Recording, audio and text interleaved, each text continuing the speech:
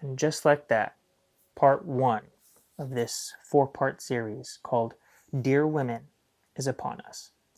Now, like I mentioned at the end of last week's video, men, those of you watching, don't click off.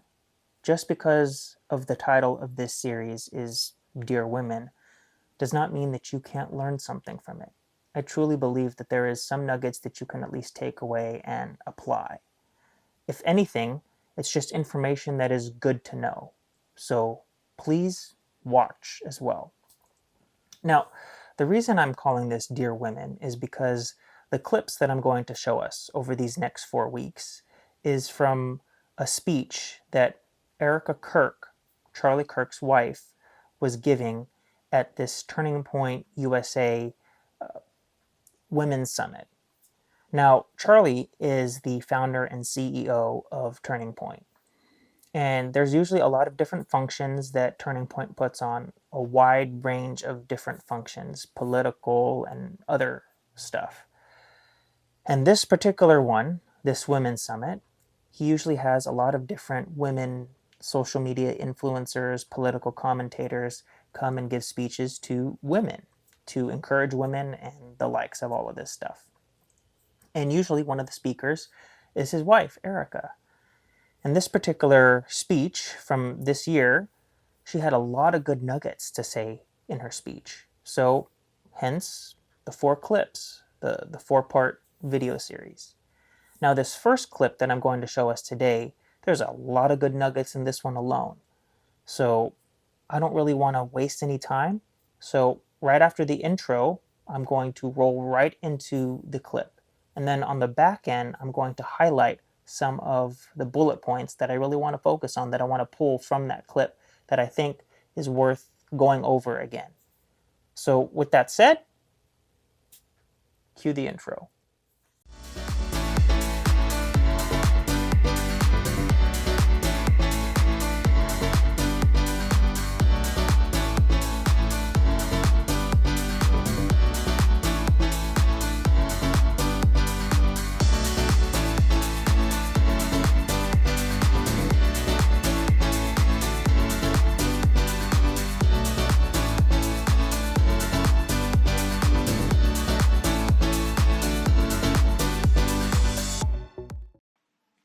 And I want to speak to this for a second because I know that after a breakup, or even to the single women in this room, singleness is not a disease. It's a stewardship. It's not a disease. And I know I've heard horror stories because my friends have told me horror stories of dating right now and how it's a total circus. But hear me when I say this, you were never meant to audition for your own worth. Never. You are not a backup plan. You are not a placeholder, and you are not a maybe. You are definitely not someone's emotional experiment. If he won't pray with you, if he won't lead you, if he won't honor your purity or envision a future of serving God together, let him go. Let him go. You are not losing a man. You are shedding a distraction. Let him go. Wow. Was that good or what? Now, the first point that I want to highlight from that clip is what she said, singleness is not a disease. And I really think that a lot of women and men think that singleness is a disease. That's why they rush into marriage so quick without fully understanding the magnitude of what marriage is. And then they just look at, well, if we fall out of love with that person, we don't like them anymore, we could just divorce. Divorce is always there as an option. No, divorce should not be an option. Marriage is sacred. Marriage is a covenant. Marriage is something that's supposed to be till death. That's why that's part of the vows, right? Till death do us part. It's not supposed to be until I don't love you anymore, because if you don't love the person anymore. Maybe you never loved them to begin with. So we rush into marriage because we feel that we're allergic to being single. We view singleness as a disease. And so you jump into marriage, and then you get married for the wrong reasons, and then you get divorced for the wrong reasons. You have different reasonings behind it instead of working through whatever problems. Because truth of the matter is, when you get married, and if you truly understand what marriage is, then if you're having issues, like whether it's arguments, or he's leaving the toilet seat up, or he's not putting the cap back on the toothpaste, or her breath smells, or she doesn't look the same without makeup, I'm not attracted to her without the makeup, whatever your squabbles are, your little arguments or imperfections with the other person, you've gotten married. You have to work through that and find a way to move forward together, because you have taken vows, and you've made a promise, and a commitment, and a covenant. But this is why singleness is important. Like Erica was saying, it's a stewardship. It's a time to figure out what you want. Do you want to be married? Okay, if you want to be married, then what is involved in marriage? What is the purpose of marriage? And how big of a deal is marriage? It's a huge deal. And so you got to figure out, okay, if marriage is a huge deal, then you want to try to get it right the first time. And I understand there's, other situations like outliers, but I'm not really going to focus on that. The main point is you have to do your due diligence and figure out why you're getting married. What is the purpose and the drive behind it? So that's really good that she mentions that singleness is not a disease. Now, the second thing that she says that I really think is also worth highlighting is she says, you were never meant to audition for your own worth. How huge is that? I think this mainly is for women, because this is how we get OnlyFans. I'm sorry, but I think a lot of women create OnlyFans because they're trying to audition for their own worth. They're not told that they're loved or valued in their own personal life, so they feel the only way that they can get some sort of recognition or praise or adoration is by taking their clothes off or taking promiscuous pictures and posting it online, because then people pay for it and you feel somewhat validated by that. And that is your way of auditioning for worth. This is why there is such a thing as that. That's why that's so popular, is because too many women are auditioning for their own worth. And you're more valuable than that. You don't need to be doing that. You are fearfully and wonderfully made.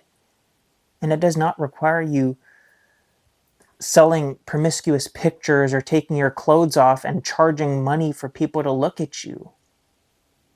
You are more valuable than that. So just remember that and keep that in mind. Another thing that she talked about is you are not a backup plan, you're not a placeholder, and you're not a maybe. I really, truly believe that more women need to hear this. Truly, more women need to hear this.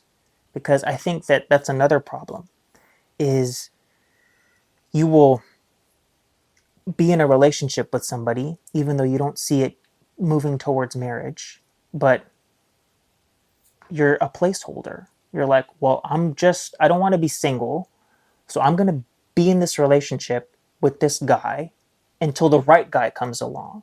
And then I can break up with this guy and hop into a relationship with this other guy. So you make this boyfriend of yours a placeholder, just as long as you're in a relationship, or a backup plan.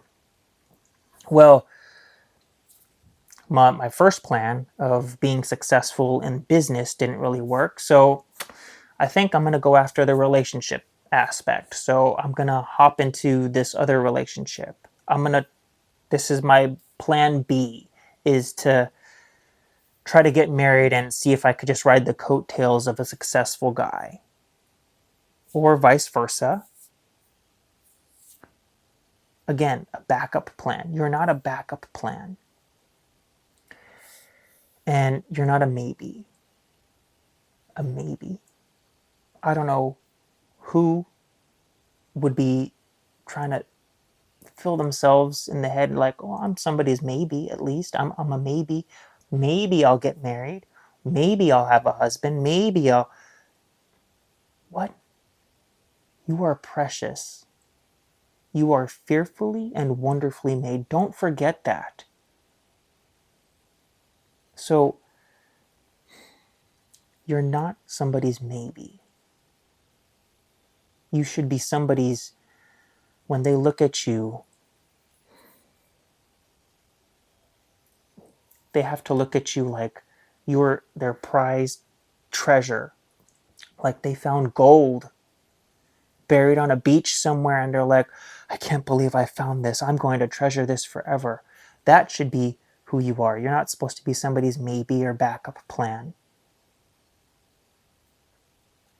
And finally, when she said, if he will not, and she was like listing all the stuff, if he will not pray with you, if he will not do all this stuff with you, then you're not losing a man, you're shedding a distraction. This is so true. This is so incredibly true. A lot of women, for some reason, feel that if they break up with somebody, that they're losing a man. But if he is not leading you towards marriage, towards becoming better, growing your relationship with God, praying with you, taking you to church, then you're not shedding, like you're not losing a man, you're shedding a distraction. You're getting rid of stuff that's not important, people that aren't important, a relationship that's not important. So I truly hope this helped a lot of women to reevaluate who you look for and what you do to find validation and worth. And the reason I feel that this is also important for men is because you hear this of what women should not, have to audition for their own worth, and singleness is not a disease, and all of these things. And you should be able to look for a potential spouse as well, somebody that is not auditioning for their own worth, that does not look at themselves as a placeholder or a maybe. You got to look for people that know their worth, know their value, and live it out. You have to look for a potential spouse that way, both men and women, but particularly women, because I feel that this is more crucial for women. This is a lot more crucial for women. So I hope this truly helped to inspire you to start making some changes. And if you're already living a really, really good life, if you've got a spouse and you're doing great, then God bless you. Congratulations. Hold on to that. Cherish that. And for those of you that are still single, that are still looking, maybe this will help reorient the way that you search for a potential spouse. So I thank you guys so much for tuning in this week. Please don't forget to like, subscribe, and share. And tune in next week for part 2, where we bring up some other nuggets, some other really good nuggets that I think is also going to be beneficial and going to be crucial to hear. So until then, you guys stay safe and God bless.